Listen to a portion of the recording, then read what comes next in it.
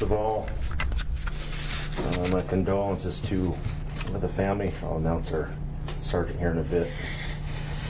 To the community he serves, I want to thank Bernalillo County Fire and Rescue. I want to thank the Albuquerque Police Department and our community for lining the streets for the escort coming in tonight and over the bridge. It's a long day for all of us, but I'll get started and give you all some information. With deep sorrow, I can confirm that Sergeant Michael Schlottman was killed in the line of duty this evening. BCSO here, we're a family, we call him Schlotty. Just before 5 p.m., Sergeant Schlottman called out a traffic stop over the radio on westbound I-40 near the Carnival exit.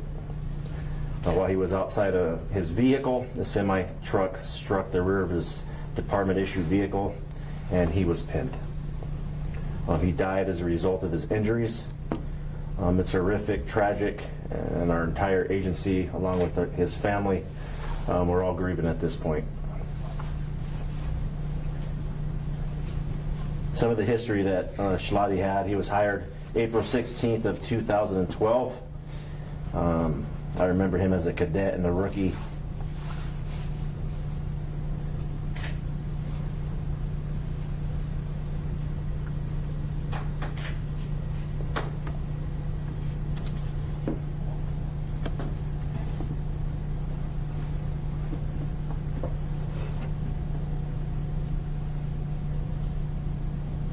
Training him to become a Bernalillo County deputy. He was promoted to sergeant on July 13th of 2024. He served 13 years and 10 months with our office.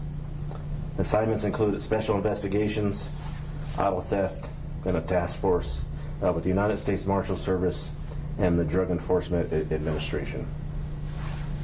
Currently, he was assigned to East Mountains as a supervisor at the time of his death, and he was known for being a true leader in the field, like you saw him today on the traffic stop. Schlotty was always out there with his people, his deputies, not only answering calls for service, but making sure his deputies were okay, whether that was personally, whether that was professionally, whether we were shorthanded. Schlotty was a true leader in every respect and a great human being, always out there with his deputies.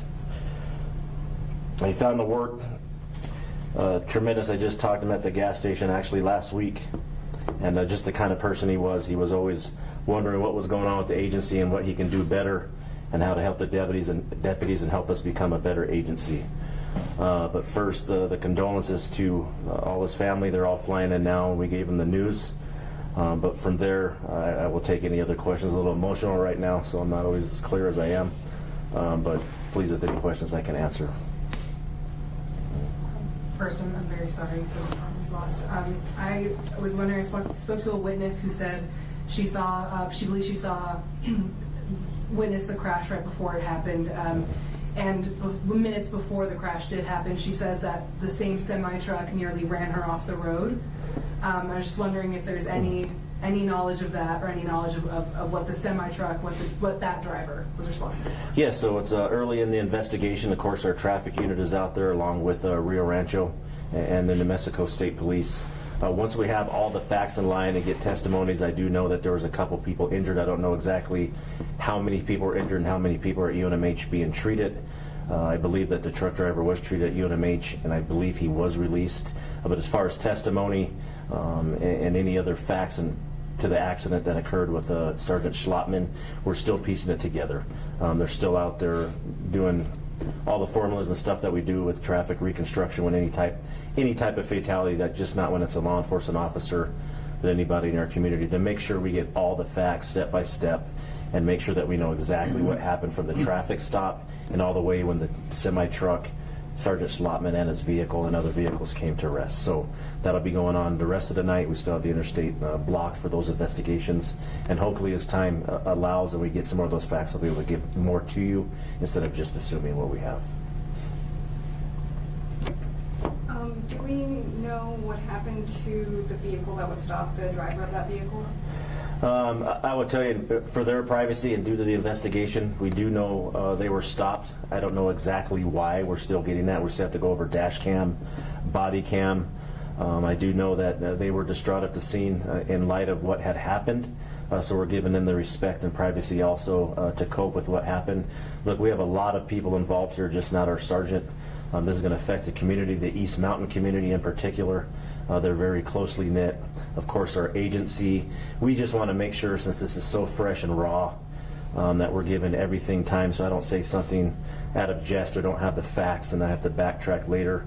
We always want to make sure we give our community we serve with the transparency and the facts. We'll do that while we can, and they're still developing. So, Nick. We know that how dangerous a traffic stop can be. Can you tell from your perspective, since you're a law enforcement, how dangerous those are? You know what? They're always dangerous. Everybody says a routine or regular traffic stop. They're never routine. They're never regular. They're specifically even more dangerous when you're out on Interstate 40 or I-25. And as you can see, going through the Carnuel, they've redone that road a couple of times because of all the fatalities we've had over decades. We've had more lanes added to give more shoulder room. You can see where the concrete barriers are. There's a lot of dangers there when people are going anywhere from 65 up to 85 and 90 miles per hour. Specifically on a curve, a blind spot, where the sun's in your eyes, there's a lot of dangers out there for anybody that's driving westbound as the sun's setting.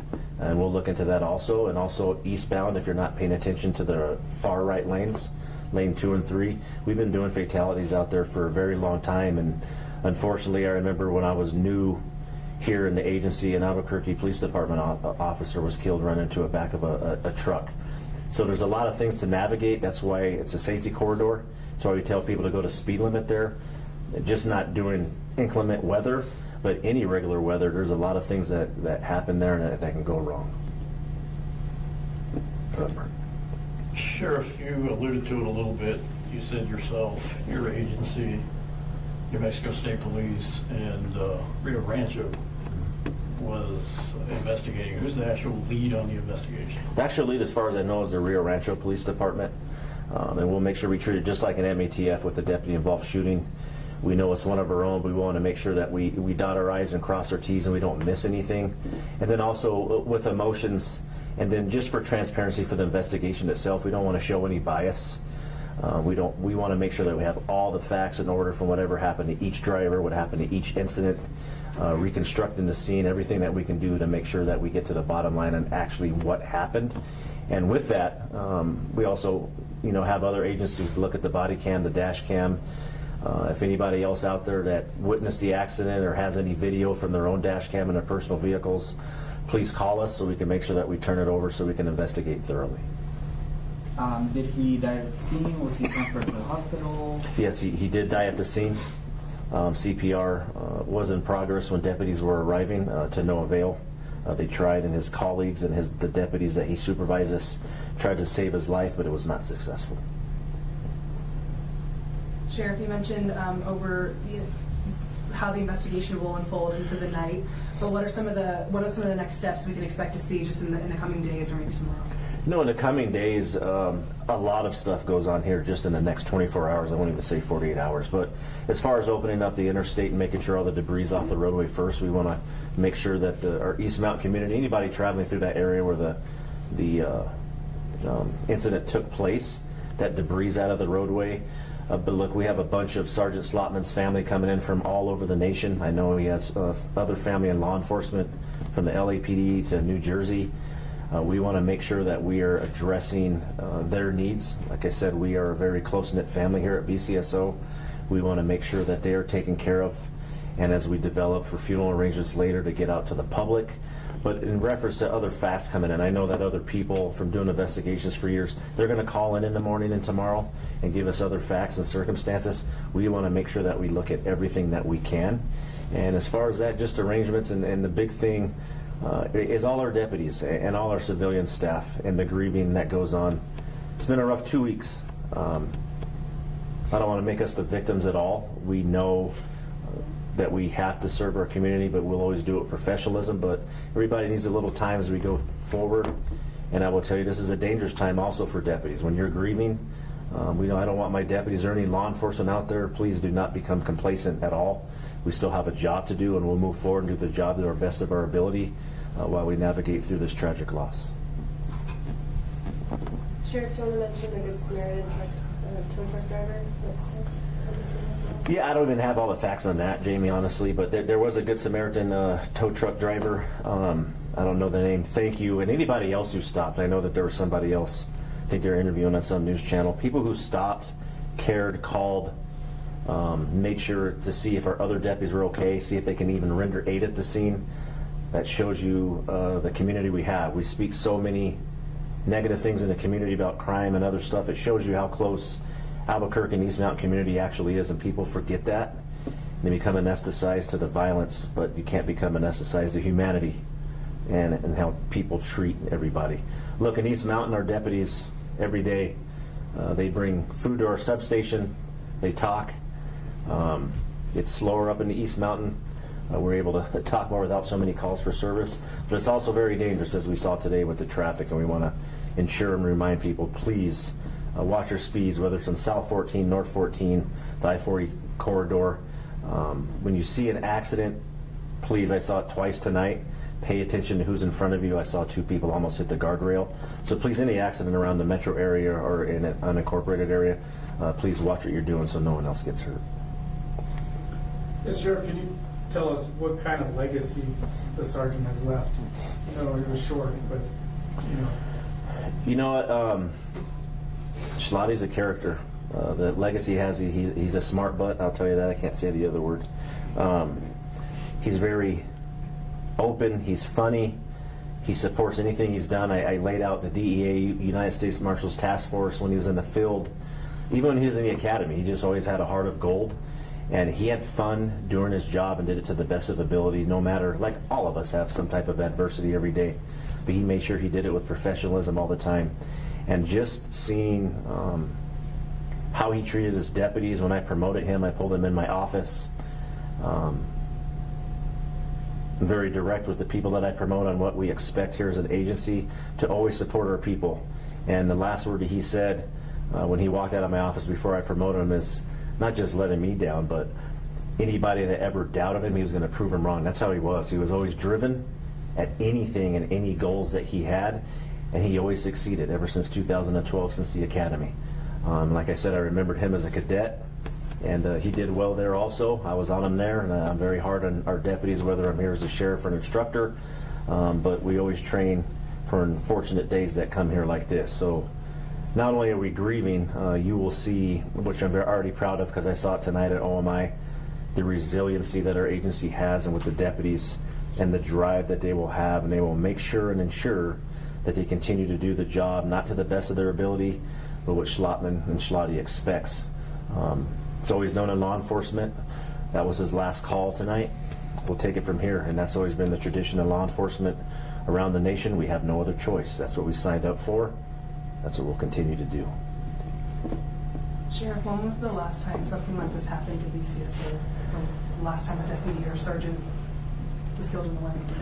You know, and the last killed in the line of duty, let me think back here. I've seen too many, unfortunately.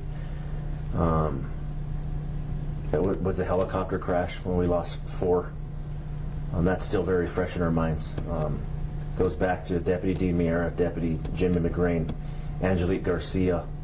I will tell you, as we go back in history, just not for BCSO, I want to recognize all law enforcement around the nation. We always honor the fallen, and they make and gave the ultimate sacrifice for not only what they love to do, but to protect and do what they love to do. And it doesn't matter whether people are cursing at them, whether people don't like us, as we've seen through the years. It doesn't matter.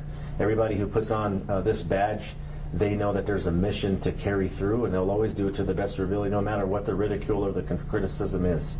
If it's constructive criticism, any agency or law enforcement officer always wants to be better, and that's something Schlotty would want us to do and will continue to do. But I want to thank every first responder, just not law enforcement. AFR, Albuquerque Fire and Rescue, Bernalillo County Fire and Rescue, our dispatchers who once again had to take another terrible call and listen to that on the radio.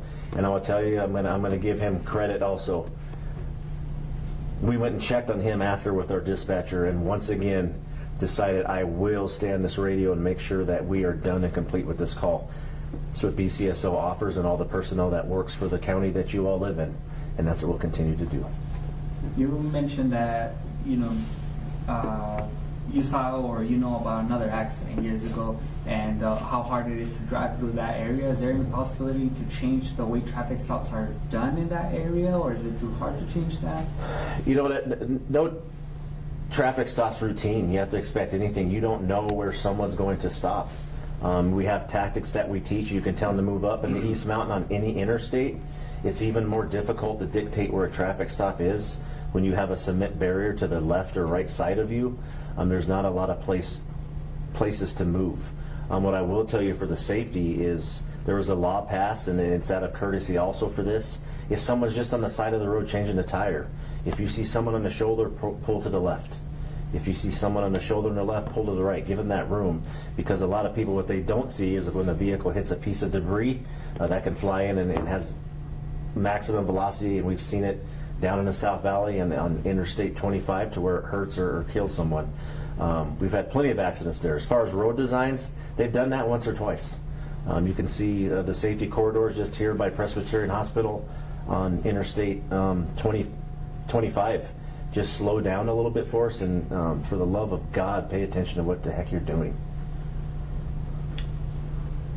Sheriff, just for clarification, had the sergeant actually gotten out of his unit yet and made contact, and that's when it happened, or what was the series of events? The series of events, and then once I go through a body cam and investigation, but we know he was outside of his vehicle and he was pinned underneath his vehicle. The graphic portion of it is, we'll just say he was pinned and stuck, and we couldn't find him right away. And once we did, and we were able to locate him underneath his vehicle, we were able to start applying CPR. And I will tell you, the deputies are pulled up at the scene. That's going to, like I said last week with the East Mountain homicide, it's going to change their lives forever. If you look at law enforcement, most people in their lifetime face 2 to 3 traumatic events. Any law enforcement officer in the nation within their first year faces 2 to 3 traumatic events. We talk about the behavioral health of our community. You can see lately, just with the deputies, that's something that always concerns me. We're doing everything possible, and everyone's going to ask what the process is, and I think you asked that earlier. Is the process is also all the personnel that we have with our peer support, our psychiatrists, psychologists, our chaplain, deputies, family. We want to make sure those men and women on that shift that responded to that scene are taken care of.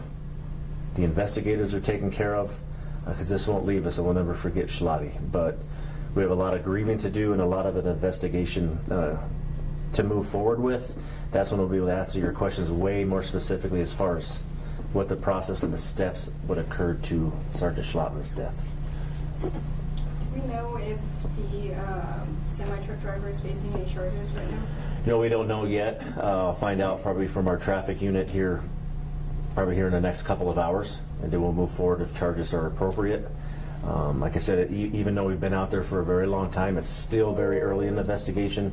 We just brought Sergeant Schlottman back here to OMI.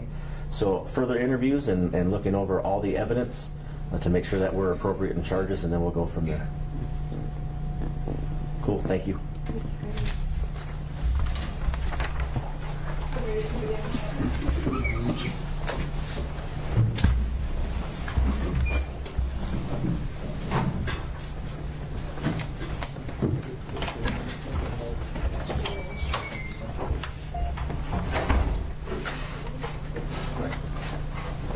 I sent a press release to all of your news desks, and I know like